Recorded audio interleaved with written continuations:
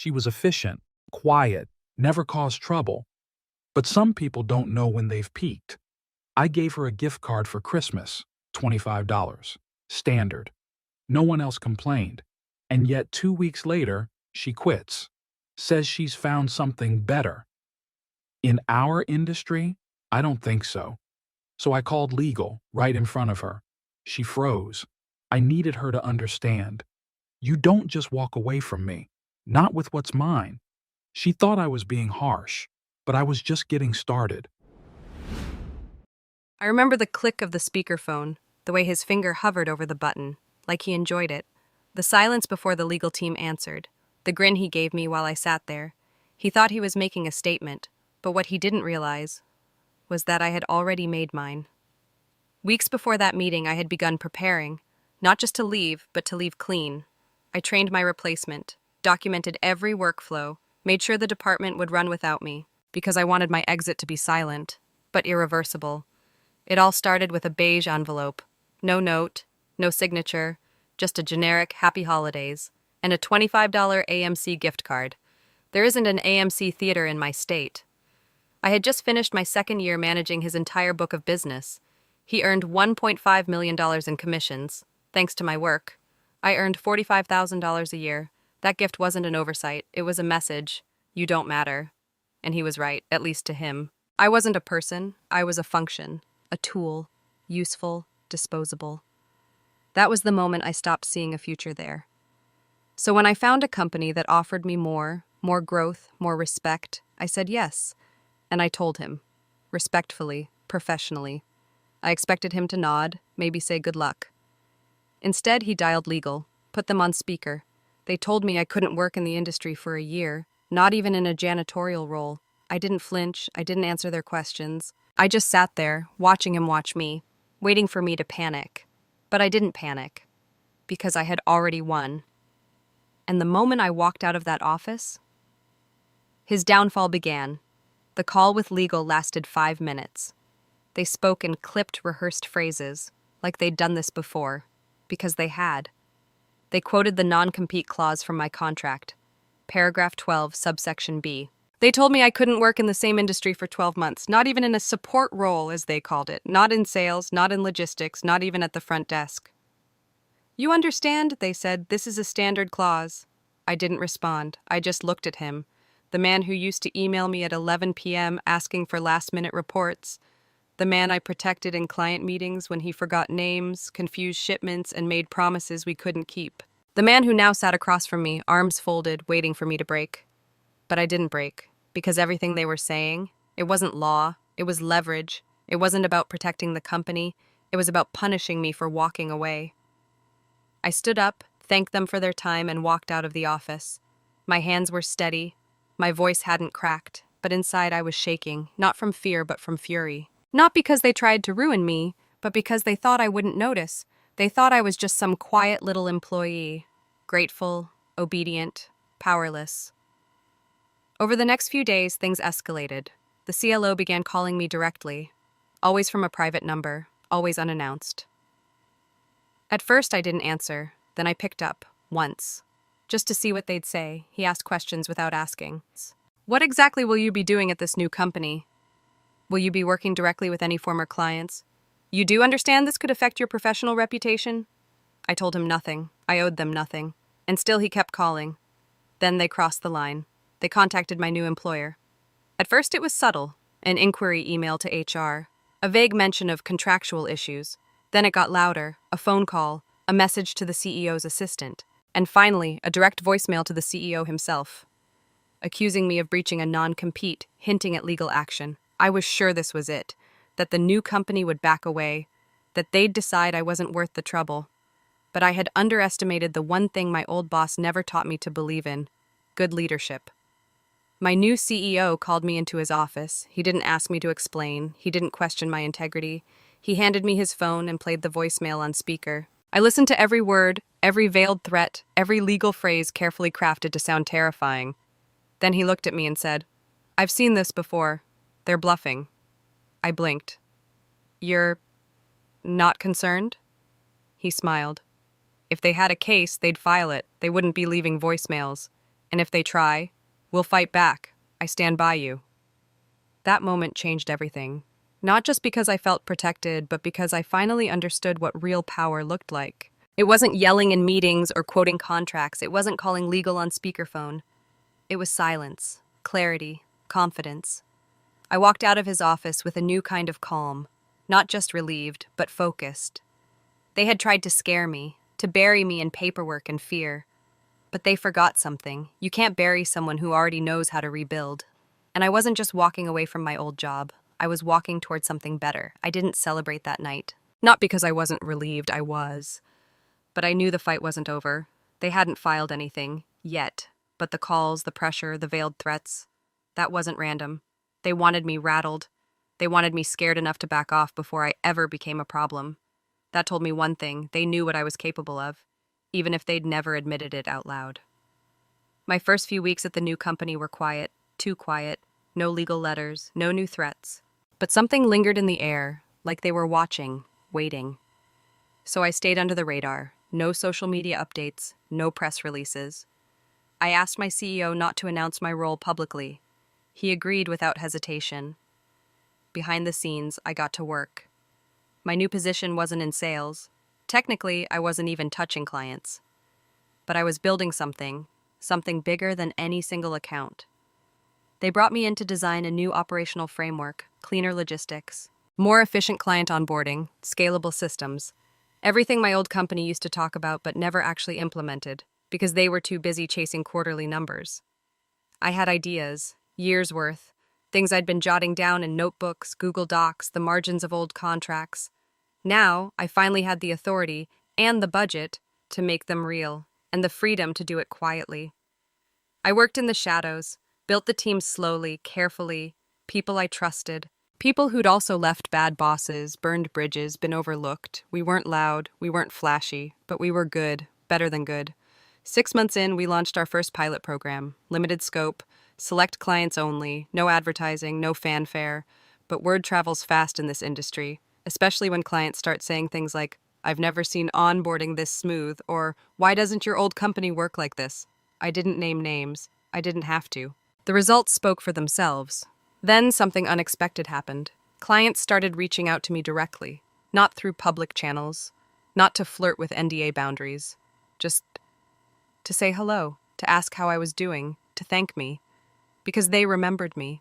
They remembered the woman who answered late-night emails, solved emergency reroutes, fixed broken deliveries without making them feel like an inconvenience. I didn't poach, I didn't pitch, but people talk.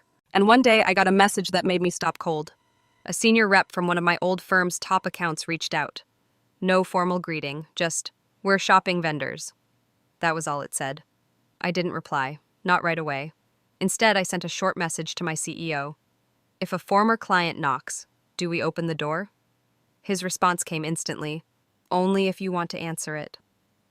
That was the moment it shifted from quiet rebuilding to quiet revenge, but not the petty kind. I didn't want to destroy anyone. I just wanted to prove a point, that when you treat people like tools, you lose them.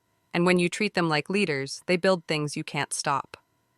Within a month, we onboarded 3 former clients from my old firm, not because I asked, but because they came looking, because their needs weren't being met, because the company that replaced me with someone cheaper was now paying the price.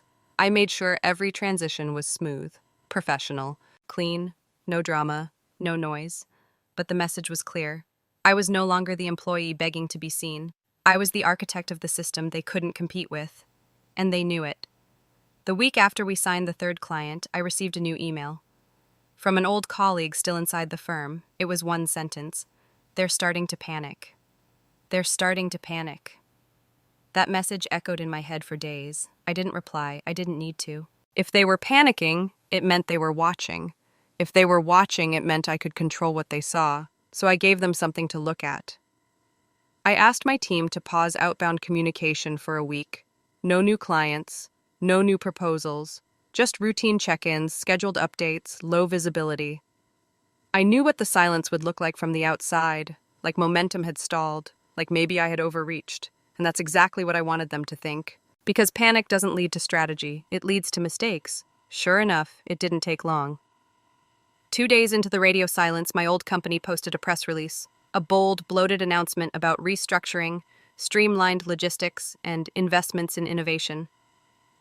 It was filled with buzzwords and empty metrics, but I recognized the tone, desperate. They were trying to tell the market they were still in control, still dominant. And they were trying to tell me they weren't afraid, which meant they were terrified. Later that week, one of our new clients forwarded an internal memo they'd received. It was from my old firm, sent directly to multiple accounts. We understand recent market shifts have raised questions. We'd like to reaffirm our commitment to service excellence and remind all clients that poaching or solicitation of business under existing agreements is strictly prohibited. No names, no direct accusations, but everyone knew who they were talking about. They were drawing lines, and they were daring me to cross one. That was the moment I knew they weren't going to sue me. They were going to try and bait me, trap me into doing something they could finally call a violation. I almost smiled, because it meant I didn't need to attack them anymore. They were about to come for me. All I had to do was stay still and let them swing first, so I gave them a small opening. One of our new clients, technically still under a rolling contract with my old company, asked if we could expedite their onboarding. We said yes, quietly, legally. They terminated their old agreement before we touched a file. But I knew the timeline would look suspicious from the outside, just suspicious enough to spark the reaction I needed. 3 days later, I received a cease and desist letter. The subject line read, "Immediate action required, breach of contract allegations." It was worded like a threat, but it was full of holes. The dates didn't line up. The client's own termination notice had been filed 2 days before we began onboarding. There was no breach, not even close. But that wasn't the point. The point was pressure. They wanted to rattle me publicly, put something on paper, make noise. So I let them. I didn't respond. Not at first. I let the letter sit. Let it stew. Let the tension build. Meanwhile, my legal team prepared a full rebuttal, signed statements, time-stamped communications, a dossier of every detail they failed to check before firing the shot. 1 week later, we responded, not with a letter, with a press release, clear, calm, neutral in tone, but bulletproof in detail. We are aware of recent allegations regarding client transitions. All transfers have occurred in compliance with contractual agreements, and we remain committed to transparent, ethical practices. No names, no attacks, but the subtext was clear. We see you, and we're 10 steps ahead. They thought they could corner me, but they walked right into mine. The moment our press release went live, the silence broke. I expected the usual corporate dance, back-channel emails, maybe a legal reply dressed in polite language, but what I got was louder. The next morning, someone leaked the cease and desist letter, not from our side. The formatting, the metadata, the timing, it all traced back to someone inside their legal department. And just like that, it became public. Not the accusation, not the context. The full letter, with dates, with names, with contradictions. It spread fast. Industry blogs picked it up. Forums, LinkedIn posts from people I didn't even know. The commentary was brutal. This looks weak. Who greenlit this? Trying to scare ex-employees in 2020s? Good luck. What they thought would intimidate me only exposed their desperation, and for the first time they couldn't control the narrative. Internally they scrambled. I know this because former colleagues started messaging me, quietly, privately, some to apologize, some to say they always knew something was off. But most of them just wanted to know the same thing. What are you going to do next? I wasn't planning to escalate. I didn't need to, but they did it for me. 2 days after the leak, one of my former clients forwarded me a newsletter from my old company. It was a targeted email blast, thinly veiled, but unmistakable in its purpose. We take compliance seriously. Recent rumors involving client transitions are being investigated internally. They weren't addressing me by name, but they didn't have to. It was a warning shot to the industry. Except they forgot something. You don't shoot when your hands are dirty. We responded, not with another press release, but with documentation. We published a case study. No names, no callouts, just a detailed walkthrough of how we helped a recent client reduce shipping delays by 48% in under 2 months. It outlined the chaos they inherited, the inconsistent tracking, the billing errors, the supply chain gaps. It didn't say where that chaos came from, but everyone in the industry could connect the dots. Then something shifted. A journalist reached out, one who covered logistics and corporate workplace ethics.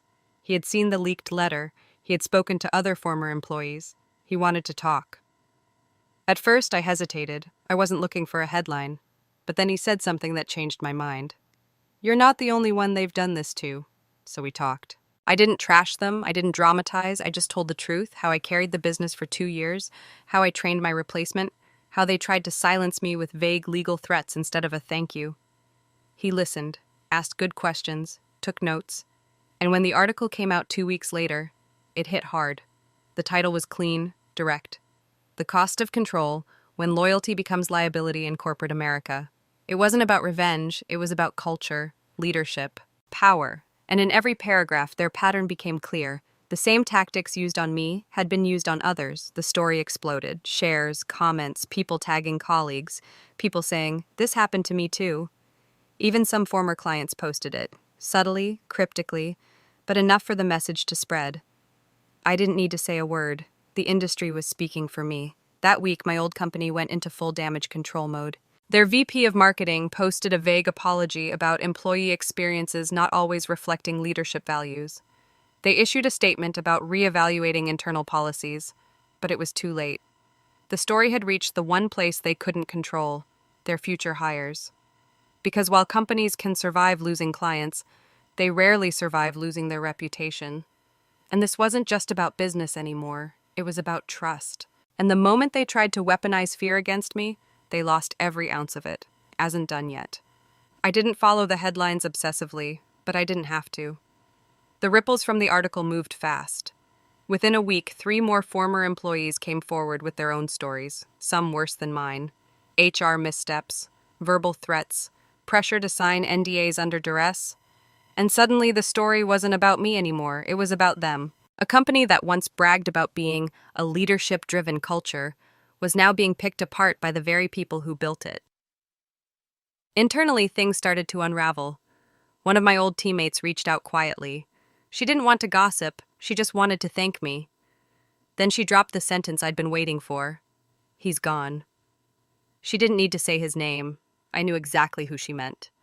My former boss, the man who once told me I was lucky to be here, had been forced to resign. Officially, it was labeled a strategic realignment. Unofficially, he had become a liability, a name the company no longer wanted associated with theirs. But it didn't stop there. A few weeks later, industry chatter confirmed the bigger picture. Several major clients had quietly exited their contracts. Others refused to renew. Hiring froze, turnover spiked. Recruiters stopped calling them a growth engine and started using words like toxic and unstable. Their names still existed, but their reputation did not. I didn't celebrate, I didn't post cryptic messages, I didn't call anyone to say, "Told you so," because this was never about revenge. This was about balance, about what happens when you push too far and assume no one will push back. One afternoon, I passed by their old headquarters on the way to a client meeting. The logo was still there, but something was different. The parking lot looked empty. The front desk was dark, no movement behind the glass. It looked like a building waiting to be sold. I didn't stop. I didn't need to. That place had already taught me everything I needed to learn. Later that week, I got another message, this time from a former intern. She had followed the entire story online. She thanked me for showing that silence doesn't equal weakness. Her words stayed with me, because for a long time I had been silent, working overtime, keeping my head down, being the reliable one, the invisible one. But now I was something else entirely, visible, respected, free. Months passed, things settled, my name wasn't in the news anymore. The story moved on, as stories always do. But the effects lingered, clients remembered, employees remembered, and the industry had a new example of what happens when power is abused. One afternoon, I received an unexpected email. It was from a local university's business department. They were hosting a leadership seminar focused on ethics, employee retention, and culture. They had read the article. They wanted me to speak. I almost declined. I wasn't a public speaker. I didn't crave attention. But something told me this wasn't about me. It was about what the story had become. So I said yes. The day of the seminar, I stood in front of a packed auditorium. Not as someone who had won, not as someone who had taken down a company, but as someone who had survived a system built to silence her and chose not to stay quiet. I spoke about leadership, about trust, about the quiet people in the room, the ones who fix everything behind the scenes and never ask for credit. I spoke about value and what happens when it's ignored. After the event, people came up to thank me, one by one, students, professionals, even executives. But there was one face I hadn't expected to see. He stood near the exit, alone, watching, older now, more tired. It took me a moment to recognize him, my former boss. He didn't approach me, didn't say a word, but as our eyes met across the room, something shifted. For the first time, he wasn't smirking, wasn't posturing. He looked like a man who had finally realized that power built on fear doesn't last, that people remember how you treat them, long after they forget your titles. He turned and left without a word, and I let him go. That was the twist he never saw coming. I didn't need revenge. I had something better, a career I built on my own terms, a team I trusted, a company that valued me, and the quiet knowledge that I'd turned my worst moment into a foundation, not a scar. They gave me a $25 gift card, and they lost $1 million future. And if you've ever been made to feel small, disposable, or afraid to leave, remember this. You don't owe loyalty to those who weaponize it. You don't need to burn bridges to walk away. Sometimes, the best revenge is simply becoming impossible to ignore.